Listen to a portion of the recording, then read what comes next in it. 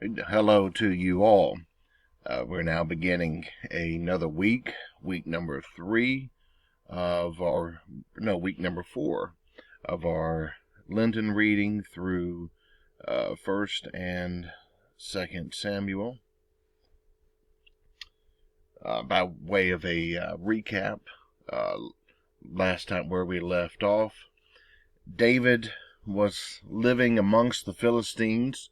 There he was under a protection, and he was willing to assist them, at least in a limited way, in their pending battle against the Hebrews.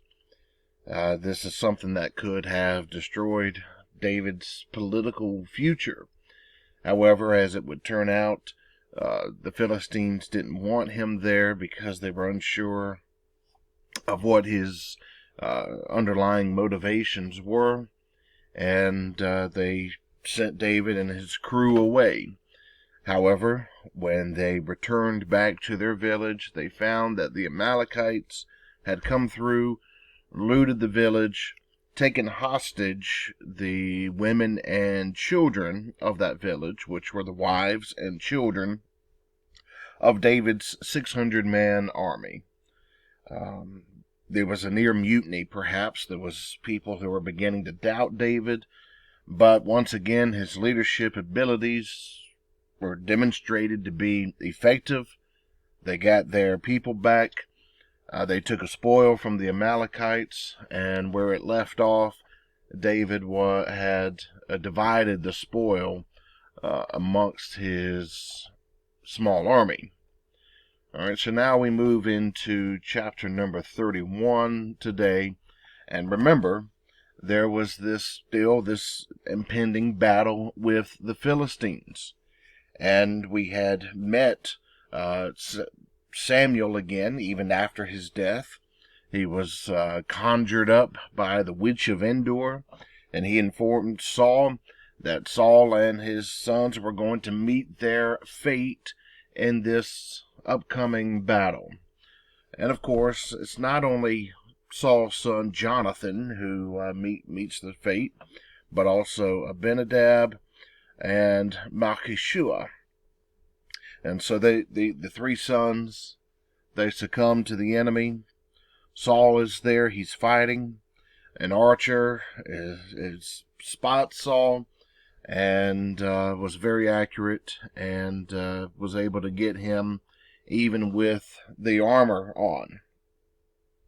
So Saul's fear becomes that he is going to become a prisoner of war, and without a Geneva Convention, that was to become a living trophy was not a good thing. You recall the story of Samson in the book of Judges, which is the period of the Judges is what transitions into 1 Samuel here. And remember, Samson was a war trophy. He was, as it were, he was what was seen as the Philistines as being a war criminal. They took him and they put his eyes out, and they put him to work. And so Saul doesn't want to be used in such a way, and so he wants to die. He asks his armor bearer to come and kill him, but the armor bearer is afraid. Then it goes on to say that Saul, he falls on his own sword here. And with that, Saul is done, and this incredibly interesting life of Saul has met its demise, as well as that of his sons. The prophet had told him on multiple occasions that his house was coming down, and now it's come down. The Israelites began to retreat. They began to retreat from some of their land and villages. The Philistines began to occupy these villages.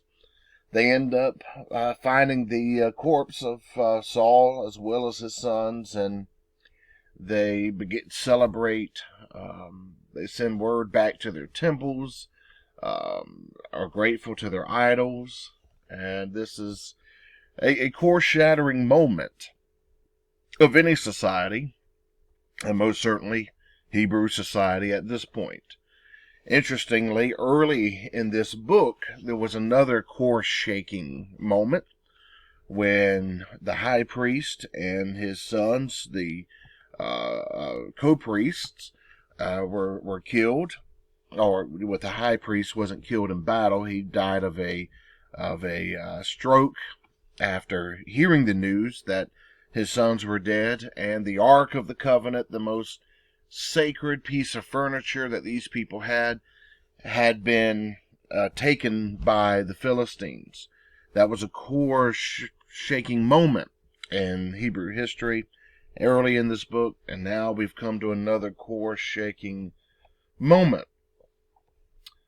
So we go to chapter number 1 of 2 Samuel, and transitioning from now the close of one story to the opening of the sequel.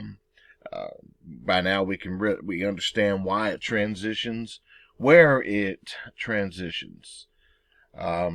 David has defeated the Amalekites who had raided the village of he and his men, and now an Amalekite who happened to be observing from the battlefield is going to come to David and inform David that Saul died, as well as Saul's sons. Interestingly, according to the Amalekite, Saul not only fell on his own sword, but he looked at this Amalekite and asked for this Amalekite to help him and take his life, and the Amalekite obliged. Well, it's interesting that the Amalekites were people that Saul was supposed to destroy back earlier in 1 Samuel, and it's one of these of the remnant that he didn't destroy who was the one who actually put the end to his life. David doesn't like this story. Obviously, David's going to be emotional. He decides to put the Amalekite to death for being obedient to Saul. Well, this is obviously going to be personal pain for David and his people. Of course, there's going to be ethnic, nationalistic pain. When you lose a head of state, it's hardly a time of celebration.